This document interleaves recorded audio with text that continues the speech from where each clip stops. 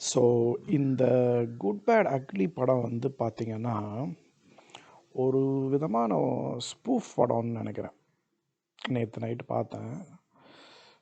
ஆனா பார்க்கறதுக்கு முன்னாடி எனக்கு அந்த ஐடியாவும் கிடையாது. எந்த மாரி படம், எப்படி அப்படின்ட்டு. ரிவ்யூஸும் நான் அந்த அளவுக்கு பார்க்கல. பட்டு போய் உக்காந்து ஒரு 1/2 அன் ஹவருக்குள்ள 1/2 அன் ஹவர் கழிச்சுன்னு வச்சுக்கோங்களேன், ஒரு ஒரு விதமான ஐடியா வந்துருச்சு. ஓகே, ஒரு இந்த மாதிரியான ஜான்ர் இது ஆக்சுவலாக. அஜித்தை வச்சு ஒரு விதமான ஒரு ஸ்பூஃப் படம் எடுக்க ட்ரை பண்ணியிருக்காங்க. ஒரு கேங்ஸ்டர் ஸ்பூஃப் படம்னு வச்சுக்கோங்களேன். ஆனால் அது ஸ்பூஃப் படம்னு அவங்க வெளியே சொல்லலை. அதனால் அது எல்லாரும் நம்ம சீரியஸாகவே போய் பார்த்தோம். பட்டு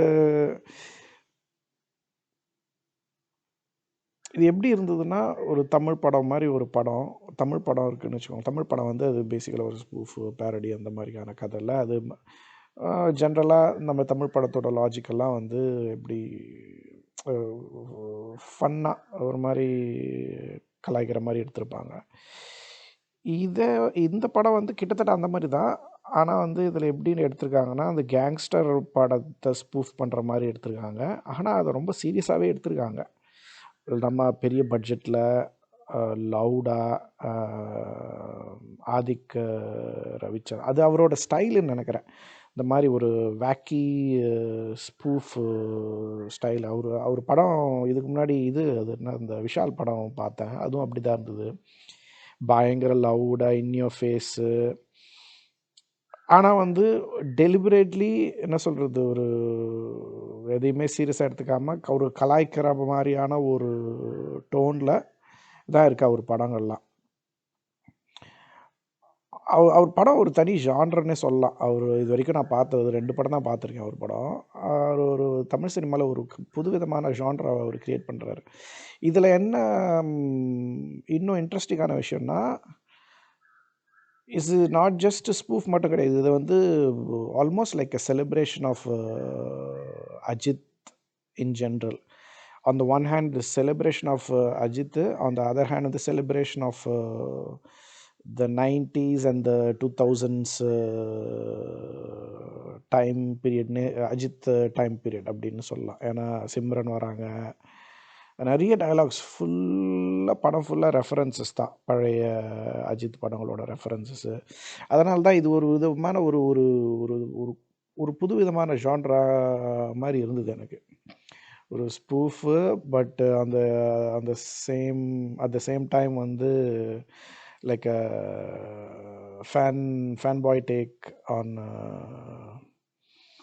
it's like basically celebrating Ajith அந்த அப்படிங்கிற மாதிரி தான் இருந்தது. லாஜிக்கு, கதை அதெல்லாம் ஒன்றும் பெருசாக கிடையாது. ஒரு அப்பா பையன் ஸ்டோரி. ஸ்பெயின் அப்படி இப்படின்னு கண்ணா பின்னாண்டு காட்டுறாங்க. நம்ம ஒரு பேர் என்ன, ஒரு பேர் மறந்துட்டேன். வில்லனா அந்த டபுள் ஆக்ஷனில் ஒருத்தர் நடிச்சிருக்காரு. இந்த கைதி படத்தில் கூட வில்லனா வருவார்ல அவர். காஸ்டியூம்லாம் பார்த்தீங்கன்னா ரொம்ப பிரைட்டாக, ரொம்ப அஜித்தோட காஸ்டியூமில் நம்மள பயங்கர ஸ்டைலிஷாக இருக்கு. ஃபுல்லாக அந்த வெசாச்சி கூச்சி ஷர்ட்ஸ்லாம் போட்டு விட்டு நடக்க விட்டுருக்குறாங்க. அது வேறு நடந்துக்கிட்டே இருக்காரு. ஒரு 10-15 கிலோமீட்டர் நடந்துருவார் போல இருக்கு இந்த படத்துக்காக அவர். ஸ்லோ மோஷனில். அதுவும் ஆவுன்னா சூட்டு போட்டு நடக்கிறாரு, இல்லைன்னா இந்த மாதிரி வெசாச்சி சட்டு போட்டு நடந்துக்கிட்டே இருக்கார். ஆனால் அஜித் ஃபேன்ஸுக்கு ஒரு மிகப்பெரிய, ரொம்ப நாள் கழித்து ஒரு ஒரு அவரை அவரு அவர் மட்டுமே வந்து நம்பி படம் பார்க்க வர ஃபேன்ஸுக்கு நான் சொல்கிறேன், அவங்க டிசப்பாயிண்ட் ஆக மாட்டாங்க. ஆனால் நீங்கள் வந்து இதை ஜென்ரலாக ஒரு நார்மல் ஆடியன்ஸாக நீங்கள் போய் பார்க்கும்போது, நீங்கள் ஒரு நார்மல் படம்னு நீங்கள் போய் பார்த்தீங்கன்னா ஒரு டிசப்பாயிண்ட் ஆகிடுவீங்க. நீங்கள் இது என்ன மாதிரி படம் அப்படிங்கிறது ஃபஸ்ட்டு தெரிஞ்சுட்டு போய் பார்த்தீங்கன்னா உங்களுக்கு டிசப்பாயின்மெண்ட் கொஞ்சம் கம்மியாக இருக்கும். இது ஒரு ஃபன், என்டர்டெய்னிங், ஒரு மாதிரி ஸ்பூஃப் மூவி அப்படின்னு வச்சுக்கோங்க. With full of Ajith references to his past movies. எதுவுமே மற்றபடி எதுவுமே சீரியஸாக எடுத்துக்கிறதுக்கு எதுவுமே இல்லை இந்த படத்தில். ஜஸ்ட் ஃபன், என்டர்டெய்னிங், சிரிச்சுட்டு படம் ஃபுல்லாக பார்த்துட்டு சும்மா அஜித் ஓட ஒரு கடந்த அவரோட கெரியர் வந்து நம்ம சின்ன வயசுலேருந்து பார்த்த படங்கள்லாம், ஹிட்டான படங்கள்லாம் நிறைய இருக்குல்ல, அதுலேருந்து அப்படி அப்படி கொஞ்சம் கொஞ்சமாக ஒரு மாதிரி ஒரு சில ஒரு விதமான நொஸ்டால்ஜியா எல்லாமே அப்படி எனக்கு வந்து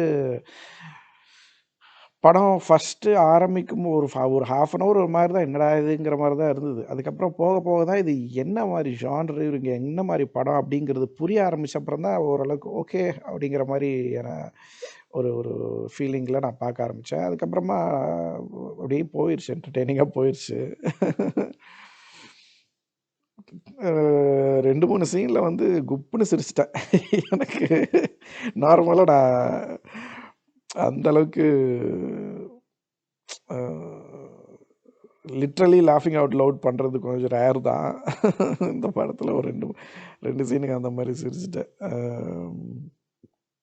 அதான் ஒரு ஒரு பியோர் செலிப்ரேஷன் ஆஃப் அஜித் தான் இந்த படம். சீரியஸாக நான் படம்ன்ட்டு யாரும் நினச்சிட்டு போய் பார்த்துடாதீங்க, உங்களுக்கு அப்புறம் டிசப்பாயிண்ட் ஆயிடுவீங்க. இது just like a fun entertainment spoof parody type of movie. But அது நல்லா இருந்துச்சு படம். அடுத்த வீடியோவில் உங்களை சந்திக்கிறேன். நன்றி, வணக்கம்.